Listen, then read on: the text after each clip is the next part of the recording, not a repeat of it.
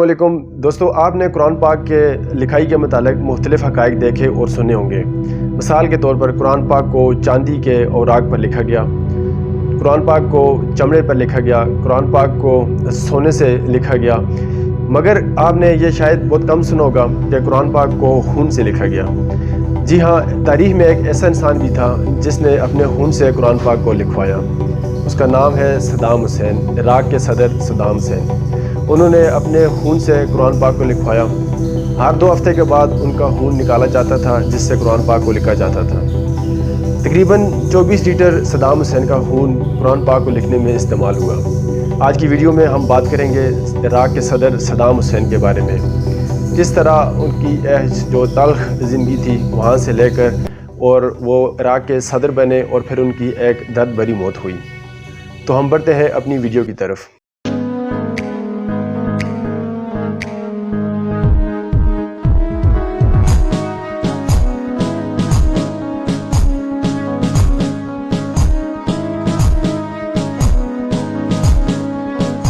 Saddam Hussein 28 April 1937 کو عراق کے شہر تکریت میں پیدا ہوئے۔ ان کے والد اور ان کے بھائی ان کی پیدائش سے قبل کینسر کے مرض سے ہی وفات پا چکے تھے۔ ان کی والدہ نے دوسری شادی کر لی۔ اس کے بعد ان کے سوتیلے باپ ان کے ساتھ اچھا رویہ نہ رکھتے تھے، جس کے باعث انہوں نے 12 سال کی عمر میں اپنا گھر چھوڑ دیا اور اپنے ماموں خیر اللہ کے پاس پہنچ گئے۔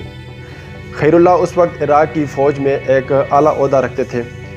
اس وقت چونکہ دوسری جنگ عظیم کا خاتمہ ہو چکا تھا اور عراق پر برطانیہ کا اثر رسوخ تھا، برطانیہ نے عراق میں اپنی حکومت کا جو سیٹ اپ بنایا ہوا تھا اور شاہ فیصل برطانیہ کے نمائندے تھے۔ شاہ فیصل کے خلاف ملک میں مظاہرے ہوتے رہتے تھے۔ خیر اللہ جو صدام حسین کے ماموں تھے وہ بھی ان کے سخت مخالف تھے۔ چنانچہ خیر اللہ کی تربیت میں رہتے ہوئے صدام حسین بھی ان مظاہروں میں حصہ لیتے رہتے تھے۔ اس لیے کم سنی کی عمر میں ہی صدام حسین کو 6 ماہ کی قید ہو گئی تھی۔ 1958 میں صدام حسین نے اپنے ماموں خیر اللہ کی بیٹی سے شادی کر لی۔ اس شادی سے ان کے 3 بیٹیاں اور 2 بیٹے تھے۔ اس کے بعد 1958 میں ہی صدام حسین نے عراق کی جو انقلابی ایک سیاسی پارٹی باتھ میں شمولیت اختیار کر لی۔ اس وقت ایک انقلاب آیا جس کو 14 جولائی ریولوشن کہا جاتا ہے۔ اس ریولوشن میں جنرل عبدالکریم قاسم نے برطانیہ کا جو سیٹ اپ تھا ملک میں، اس کی حکومت کا جو نمائندہ شاہ فیصل تھا، اس کی حکومت کو اکھاڑ پھینکا اور خود ملک کے صدر بن گئی۔ جنرل عبدالکریم قاسم جب ملک میں صدر بن چکے تھے تو ان سے پہلے شاہ فیصل تو سخت تھے، مگر جنرل عبدالکریم ان سے بھی زیادہ سخت نکلے۔ وہ ایک ڈکٹیٹر تھے اور کمیونسٹ سوچ کے مالک تھے۔ ملک میں کوئی بھی ان کے خلاف بات نہیں کر سکتا تھا، اس لیے جب کوئی بھی بات کرتا تو اس کی آواز کو ہمیشہ کے لیے بند کر دیا جاتا تھا۔ جنرل قاسم ملک میں اپنی حکومت کو مضبوط کر رہے تھے۔ اس مقصد کے لیے انہوں نے عراقی کمیونسٹ پارٹی کے ساتھ اتحاد کر لیا، مگر قاسم کی کابینہ کا اصرار تھا کہ قاسم یونائٹڈ عرب ریپبلک کے ساتھ علاقہ کرے۔ یونائٹڈ عرب ریپبلک کا موقف اس وقت پین عربزم کا تھا، جبکہ کمیونزم کو پورا عرب اچھا نہ سمجھتا تھا۔ اس دوران قاسم کا ایک دوست قتل ہو گیا۔ قاسم نے اس دوست کے قتل کا الزام صدام حسین کے سر پہ لگایا۔ صدام حسین کو گرفتار کر لیا گیا، مگر ثبوت کافی نہ ہونے کی وجہ سے انہیں بعد میں رہا کر دیا گیا۔ ادھر قاسم کی کابینہ قاسم کے خلاف ہو چکی تھی، اس لیے کابینہ نے قاسم کو راستے سے ہٹانے کا فیصلہ کیا۔ اس مقصد کے لیے صدام حسین کو چنا گیا۔ اس آپریشن میں صدام حسین کے ساتھ 5 دوست مزید بھی تھے۔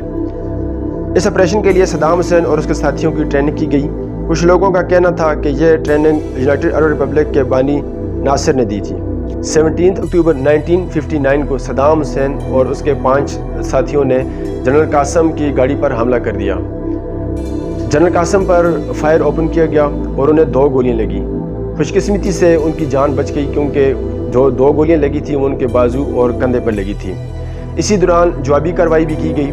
صدام حسین کے 5 ساتھیوں میں سے ایک موقع پر ہی جاں بحق ہو گئے، ساتھ ہی صدام حسین کی ٹانگ میں بھی گولی لگ گئی۔ صدام حسین یہاں سے نکلنے میں کامیاب ہو گئے، چونکہ اب وہ کسی ہاسپٹل میں تو جا نہیں سکتے تھے، اس لیے سیاسی رہنما نے ہی ان کا آپریشن کیا۔ ملک کی سرحدیں سیل کر دی گئیں، سیکیورٹی کو ٹائٹ کر دیا گیا تاکہ قاتل ہیں جو ملک سے باہر فرار نہ ہو سکیں۔ صدام حسین چھپتے چھپاتے اپنے گاؤں تکریت پہنچ گئے۔ وہاں پہ پہنچ کر انہوں نے یہ فیصلہ کیا کہ ان کا اب عراق میں بچنا ممکن نہیں ہے، اس لیے وہ شام جائیں گے۔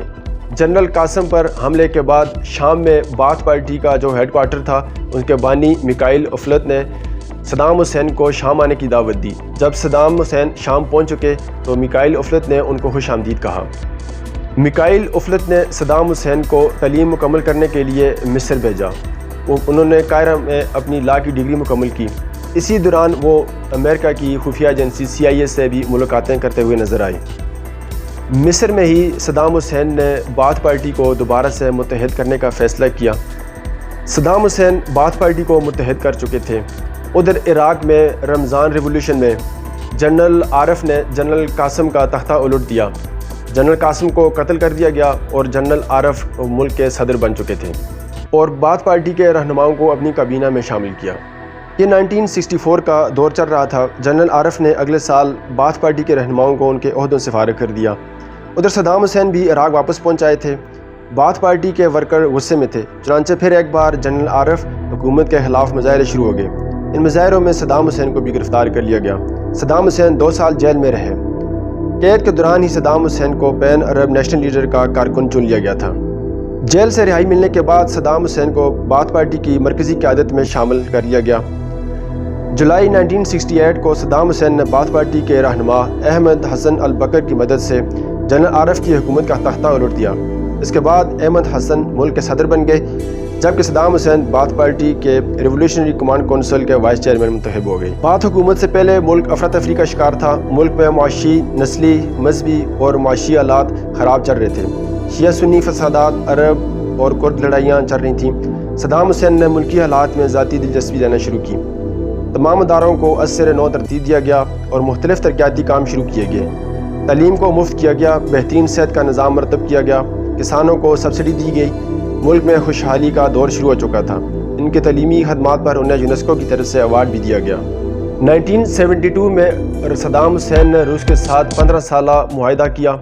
اس معاہدے کے بعد امریکہ بہت پریشان ہو چکا تھا، چنانچہ امریکہ نے جواباً کردوں کو فائنینس کرنا شروع کیا اور عراق میں ایک بغاوت شروع کی گئی، مگر اس بغاوت کو صدام حسین نے کچل دیا۔ 1976 کا دور چل رہا تھا۔ عراقی حکومت مضبوط تر ہوتی جا رہی تھی، ملک میں ڈیولپمنٹ سٹارٹ ہو رہی تھی۔ البکر اپنی گرتی ہوئی صحت کی وجہ سے اپنے فرائض سر انجام نہیں دے پا رہے تھے۔ ان کے بعد صدام حسین ہی سارے ملک کا کرتا دھرتا تھے۔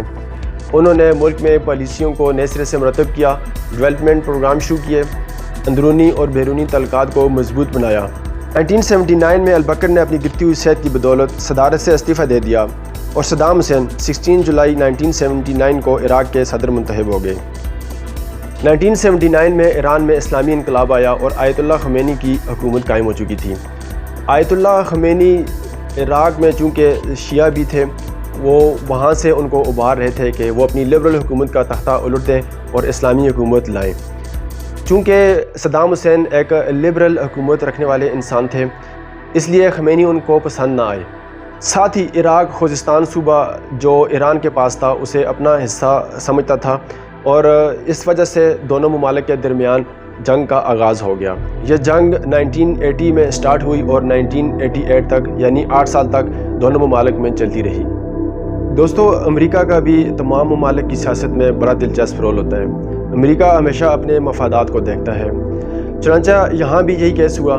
پہلی دفعہ جب صدام حسین عراق سے بھاگ کر قاہرہ پہنچے تھے تو وہاں ان کی ملاقاتیں CIA سے ہوتی رہیں۔ وہاں صدام حسین کو جنرل قاسم کے خلاف مورا بنایا گیا، چنانچہ جنرل قاسم کو تخت سے ہٹا دیا گیا۔ اس کے بعد جب صدام حسین واپس دوبارہ تخت پر پہنچے تو ان کے خلاف بھی مظاہرے کا سلسلہ شروع ہو گیا۔ چنانچہ امریکہ نے بڑی چالاکی سے دونوں اسلامی ممالک کو آمنے سامنے لا کر کھڑا کر دیا۔ دونوں کے درمیان جنگ ہوئی، دونوں مسلمان ملکوں کا نقصان ہوا، مگر فائدہ امریکہ کو ہی ہوتا رہا۔ امریکہ ادھر صدام حسین کو اسلحہ پہنچاتا رہا، مگر خفیہ طریقے سے ایران کو بھی اسلحے کی کھیپ پہنچاتا رہا۔ امریکہ کی نظر میں سب سے بڑا خطرہ صدام حسین تھا، کیونکہ امریکہ کی نظر عراق کے آئل پر تھی۔ ادھر صدام حسین نے آئل کو نیشنلائز کر دیا تھا، یعنی کوئی بھی دوسرا ملک عراق سے تیل نہیں نکال سکتا تھا، اس لیے صدام حسین کو راستے سے ہٹانا ناگزیر بن چکا تھا۔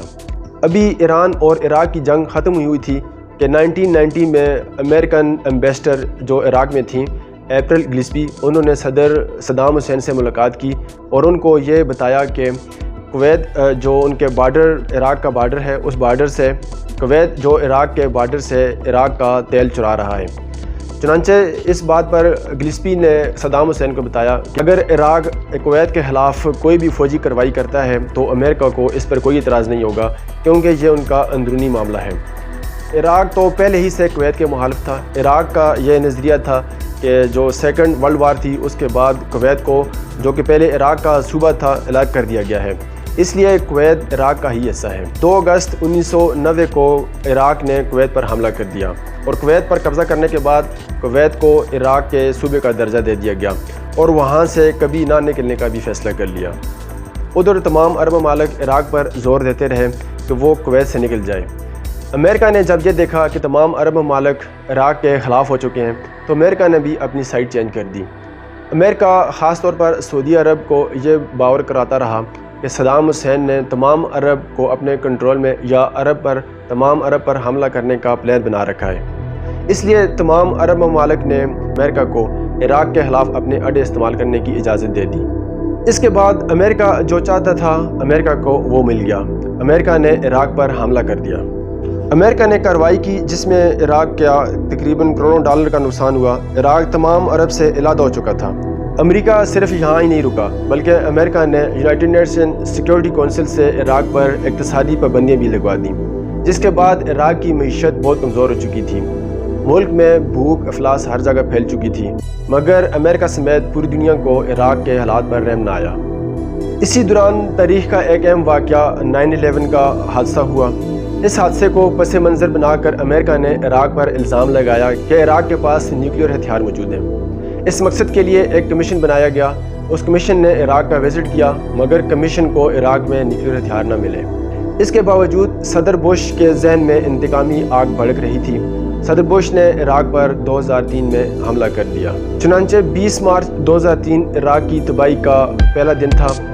عراق کا انفراسٹرکچر تو تباہ ہی ہوا مگر لاکھوں شہری بھی اس کے ساتھ ہلاک ہو گئے۔ ساتھ عراق میں شیعہ سنی فسادات شروع ہوئے۔ عراق کے کلچر کو تباہ کر دیا گیا۔ یہ ظلم اس قدر کیا گیا تاکہ عراق اس کے صدمے سے کبھی نہ نکل سکے۔ ان فسادات کے دوران 22 جولائی 2003 کو صدام حسین کے 2 بیٹوں کو موصل میں قتل کر دیا گیا۔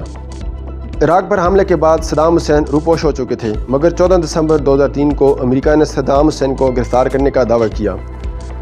شیعہ سنی فسادات میں صدام حسین پر مقدمہ چلایا گیا اور بغداد کی عدالت نے 3 نومبر 2006 کو صدام حسین کو پھانسی کی سزا سنا دی۔ دوستو 30 دسمبر 2006 کو سحری کے وقت صدام حسین کو عید الاضحیٰ کے دن پھانسی دے دی گئی۔ پھانسی سے قبل ان کے ساتھ بدتمیزی بھی کی گئی۔ ان کی موت تذلیل موت تھی اور دنیا کو یہ پیغام دینا تھا کہ جو امریکہ کے خلاف ہوتا ہے اس کو یوں ہی نشان عبرت بنا دیا جاتا ہے۔ دوستو یہ تھی آج کی ہماری ویڈیو۔ اگر آپ کو ہماری ویڈیو پسند آئی ہو تو چینل کو ضرور سبسکرائب کیجئے گا اور اپنی آراء سے کمنٹ سیکشن میں ضرور آگاہ کیجئے گا۔ نیکسٹ ویڈیو تک اجازت چاہوں گا، تب تک کے لیے اللہ حافظ، السلام علیکم۔